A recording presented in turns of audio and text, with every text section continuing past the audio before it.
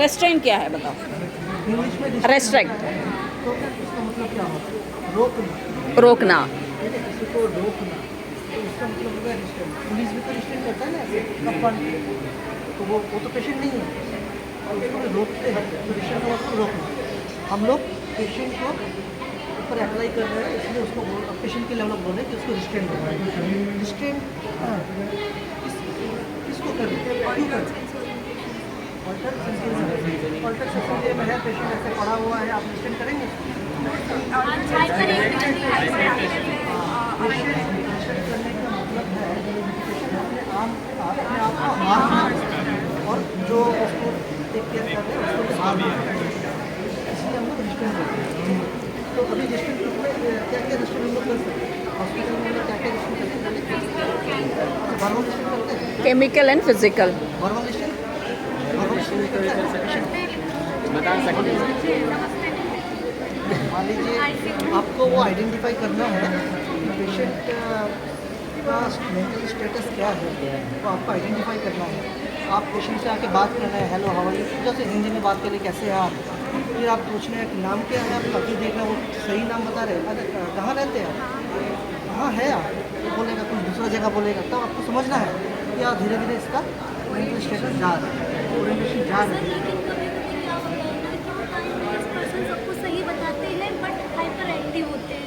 तो उस टाइम में भी हम लोग रिस्ट्रेंट करेंगे। देखिए, किसी को भी रिस्ट्रेंट मतलब बांधना, वो उसके लिए टॉर्चर होता है। आप उसको जब कॉन्शियसनेस आएगा, वो देखेगा एक अनजान आदमी है, एक अनजान आदमी, हम लोग अनजान आदमी मास्क पहने हुए हैं, उसके ऊपर उसको बात करते हैं। वो इन लोग ने शॉर्ट टाइम पे कंप्लीट किया, ये लोग ने ब्लड सैंपल वाले ने शॉर्ट में कंप्लीट कर दिया। हो गया CPR में भी कंप्लीट शॉर्ट में हो गया। तो हाथ पे ऐसे जो टॉर्चर हो जाएगा। 20 मिनट में लंच लंच करके ठीक है। प्रोग्राम चेंज हुआ है, DIT आ रहा है। ओह अच्छा है, तो जल्दी 4 बजे तक हमारे में सारा कंप्लीट कर। सोचना है तो लास्ट ऑप्शन अपने आप हार्म को। अगर हम लोग मान लीजिए गवर्नमेंट इसमें रिलेशन कर रहे हैं, गवर्नमेंट कैसे करते हैं हम लोग को, अच्छा वो बोला अरे उसको मुझे जाना है, बाहर जाना है, हम लोग बोलते हैं अरे रुक जाइए अभी गाड़ी आ रहा है बैठिए, एक हम लोग एक रिस्टेंट हो गया। सेकेंड केमिकल रिस्टेंट हम लोग करते हैं। केमिकल रिस्टेंट कैसे करते हैं? Chemical रिस्टेंट drugs. देखिए, 3 ड्रग्स हमेशा याद रखिए, सीडेटिव ड्रग, स्लीपिंग ड्रग और मसल रिलैक्सेंट। ठीक है, सीडेटिव ड्रग नाम बोलिए, फेंटा, मॉर्फिन, प्रोपोफॉल, ये सब सीडेशन में आता है। ये एनाल्जेसिया का भी काम करता है, सीडेशन का भी काम करता है। स्लीपिंग ड्रग का नाम बोलिए, वाले कोई सीडेटिव ड्रग का नाम बोलिए, मिडाजोलम, लोरजिपाम, डाइजिपाम, थायोपेंटोन इंजेक्शन है, ये सब आगे स्लीपिंग ड्रग। मसल रिलैक्सेशन का नाम बोलिए, स्कोलिन, एट्राकोनियम, अट्राक्यूरियम वैक्यूम। हमेशा जो यूनिक नेम है उसको एट्राक्यूरियम, वैक्यूरियम, ब्रोमाइड, डॉक्सीरोनियम और क्या होता है सक्सिनाइल कोलिन, सुकोल, सक्सिनाइल कोलिन, कितनी भी कोलिन ऐसी आती है ना, this all will come under the muscle relaxant. एंटीरोनियम, ये सब हो गया मसल रिलैक्सेंट का। वो ये यूजुअली सिन आती है, इट्स एंटीबायोटिक। ओके, इस तरह की याद रखना है। फेनैक ऐसे आ जाती है, मे बी द अनाल्जेसिक, इस तरह की। तो अगर ये कुछ बच्चे इजीली याद रखे हैं और ड्रग पढ़ लिया, हाँ ये एंटीबायोटिक, किसी को सबके याद नहीं होंगी हर बार में, इस तरह की याद रखना है। तो एक मान लीजिए पेशेंट है, ज़्यादा छटपट कर रहा है, लेकिन इसका एटीट्यूब नहीं है, हाँ एटीट्यूब इसका है नहीं और इंटूबेटेड नहीं है ज़्यादा इंटूबेट कर दिया। तो डॉक्टर आके बोला अरे यार बहुत 20 मिनट्स है पा लंच के लिए भेजना था। छटपट कर रहा है, इसको न्यूवेट दे दो, आप देंगे? क्यों नहीं देंगे? मसल रिलैक्सेंट है, विदाउट इंटूबेशन है, मसल रिलैक्सेंट है। इसके अंदर जो एवेक पेशेंट है, एवेक है, ब्लड जगा हुआ है, थोड़ा बहुत सोचने का ताकत रखता है, से सांस ले रहा है, उसको अगर आप मसल रिलैक्सेंट देंगे उस मिनट में जाकर अटैक करेगा, वो फिर भी सोचेगा, सुनेगा, सब कर पाएगा, बट वो सांस ले नहीं पाएगा और ना मूवमेंट कर पाएगा। वो बहुत मतलब हाँ, उसके ऊपर आप अगर उसको इंटूबेट नहीं कर पाएंगे वो तो और है। हाइपॉक्सी में चला जाएगा। एग्जाम्पल वो वैप स्टिंग बाइट देखा होगा, वैप स्टिंग, वैस्प स्टिंग करती है क्या वो येलो बुलाया है कुछ बरैया, वो अगर बाइट करेंगे ना आपको तुरंत मालूम होगा उसी एरिया सेंसेशन। इस तरीके पेशेंट की मसल रिलैक्सेशन चली जाएंगी। आप कितनी भी उठने के लिए कोशिश करो नहीं उठ सकते हैं। ये वो कॉन्फिडेंट होगा तो 15 मिनट, गोल होगा तो 5 मिनट 10 मिनट, जल्दी जितना एक्शन होगा उसके अंदर पेशेंट टाइम। तो इसलिए मसल एक्शन कभी नहीं यूज़ करना है अनटिल डॉक्टर बोले कि मेरे प्रेजेंट पे पेशेंट इंट्यूबेटेड है। अगर पेशेंट इंट्यूबेटेड नहीं है, डॉक्टर हो सकता है कि नए आए हो, जानते नहीं हो, आपको बोलना है कि इट्स नॉट इंट्यूबेटेड। हमको एम है we should bring the person to the normal life, ये है हम कि ऐसा एम नहीं है हम डेली सेडेशन करें, डेली बेड रेड में रखें, डेली पेशेंट की बेड में रखें। This is not yours. Per day at least आपकी एक बार सारी चीज़ को रोकी पेशेंट अपनी तरफ से कैसे कैपेबल करके वो बोल सकते हैं सारी चीज़ में, अगर वर्बली कैसा है और रेस्पॉन्स कैसा है, उसकी मूवमेंट कैसा है, ये तीनों चीज़ों तो हमेशा असेस करना पड़ेगा। ऐसा नहीं है हम जाना है ठीक है एक बार रेस्टोरेंट कर दिया लेना तो बेड पे वो कंटिन्यू रहेंगी, हम आराम होगा, इस तरह की कभी नहीं सोचना। लॉन्ग पेशेंट अगर हॉस्पिटल में रहता है तो क्या क्या प्रॉब्लम है पेशेंट को और पेशेंट रिलेटिव को, तो वो हम लोग इमेजिन करने से ये नहीं होगा। एक तो वेस्ट ऑफ मनी हो जाता है, वेस्ट ऑफ मनी, कास्ट, उसकी स्टे। साथ इसका पेशेंट का भी तो एक पेशेंट तो हो ही रहा है, उसके साथ साथ पेशेंट रिलेटिव वहाँ भी कहाँ पे बैठ रहा है, खा रहा है, क्या सोच रहा है, कैसे करके पैसा अरेंज कर रहा है, बहुत सारे इश्यूज रहते हैं। तो हम लोग को एम वही रहेगा कि जितना जल्दी We also have shortage of bed in the hospital. वो होगा, भी होता है। then you automatically will get burden of another. The patient is comes 7 days, you are treated, you are sent, it's okay. Again you will be there, then a complication will be arise. Better हो गया patient again will gone for deep, then you have to work for more.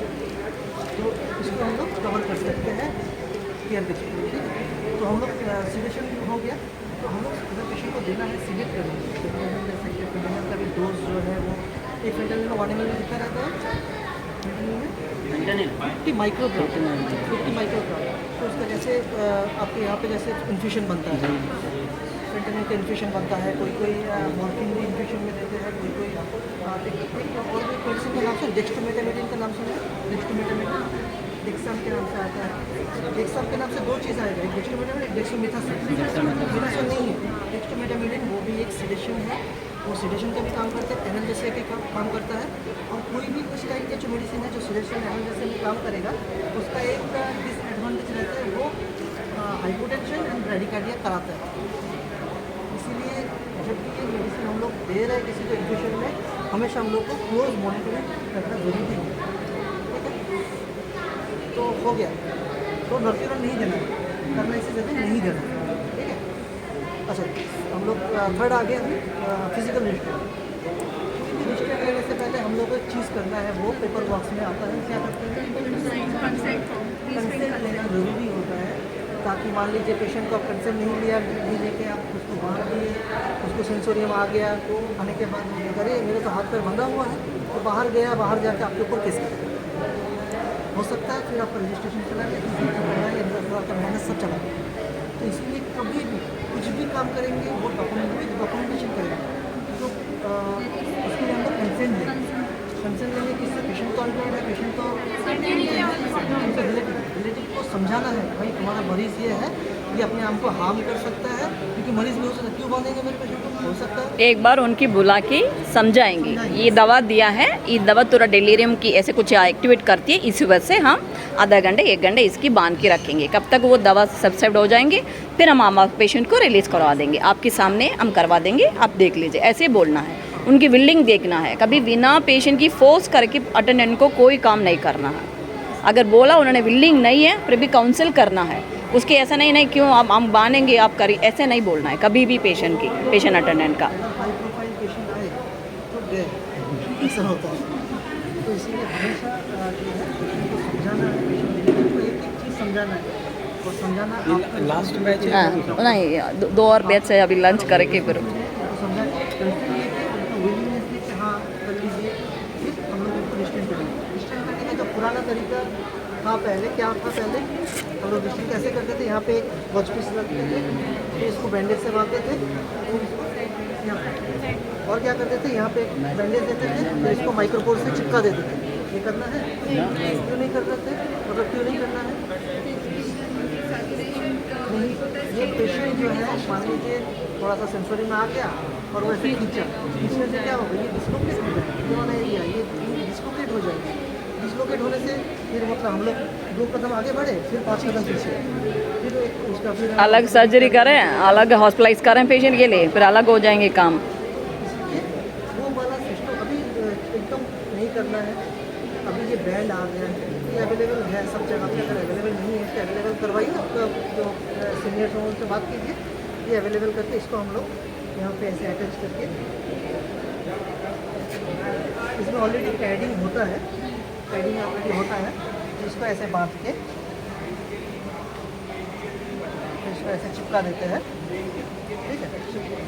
फिर इसको यहाँ से भी बांध सकते हैं, इसके अंदर घुसा के इसको बांध के इसको, ठीक है। मैं ऐसे ही दिखा रहा हूँ, फिर इसको यहाँ पे बांध दें। इसी पे क्या एडवांटेजेस है, ऐसा करने के वजह से क्या ना होगा? कितने भी पेशेंट खींचेगा वो उसी पूरे ऑलरेडी सेफ है, रेस्ट्राइन मतलब रिस्ट के हैंड पूरी सेफ है, स्किन की गैप है, तो कोई ऐसे टाइट होंगे तो खींचने में पर से इंजरी होगा। ऐसे करने में कितनी बार खींच सकते हैं बट इंजरी नहीं होगी। फिर आप यहाँ पे इसको कस के यहाँ पे बांध दें, ऐसे। फिर कोई आया, लूज मतलब बहुत ये ऐसा होता है। मतलब वो कभी माइंड ही नहीं करेंगे, पेशेंट नीचे का हाथ चले जाएंगे तो कहाँ हाथ थे तो चेक ही नहीं करेंगे। तो इससे भी ये सब डिस्लोकेट होने का चांसेस है, इसलिए इसको ऐसे ही बांधिए कि आपका नीचे तक नहीं जा पाए, या दूसरा कोई अगर बांधने का ऑप्शन है तो आप अदरवाइज हेल्थ केयर वर्कर कोई प्रोसीजर करने के पहले चेक करें, मैं मतलब कर रहे हैं कोई बहाना है क्या है, कहाँ भी ऐसे पेशेंट अटैच्ड है क्या है, चेक करेंगे, उसके बाद अब शुरू कर देंगे। इंटेलिजेंट है पेशेंट। तो हम लोग कहाँ पे 2 लिंग में भी कर सकते हैं, तो अपर लिंग और 2 लोअर लिंग में भी कर सकते हैं, ठीक है। अच्छा, और एक चीज़ आपको बताना था, और एक में और एक मेडिसिन आता है, जैसे कि हम लोग पूरा पेशेंट अल्टर नहीं है, पेशेंट हो सकता है कि बहुत कुछ सोच रहा है साइकोलॉजिकली, तो उसमें उसका जो आइसोसाइकोसिस बन रहा है, आपको समझ में आ रहा है ये आदमी धीरे धीरे आइसोसाइकोसिस में जा रहा है, उसके लिए हम लोग और मेडिसिन यूज़ करते जो एंटी साइकोटिक होता है, एंशियसनेस दूर करता है और हेलुसिनेशन को भी दूर करता है। तो ये सैडनेस का नाम सुने आपने? सैडनेस हेलोपेरिडॉल रहता है उसमें, हाँ। तो जो हेलुसिनेशन को दूर करता है, एंशियसनेस को दूर करता है, तो उसको हम लोग देते हैं, देने से पेशेंट आराम से सो जाता है। एक टैबलेट भी हम लोग देते हैं, ओरल भी देते हैं, क्यूटिपिन देते हैं हम लोग, क्यूटिपिन देते हैं, ये सब दे सकते हैं, बट सब कुछ देंगे under supervision of doctor. Usually patient की है ना एक वारंटी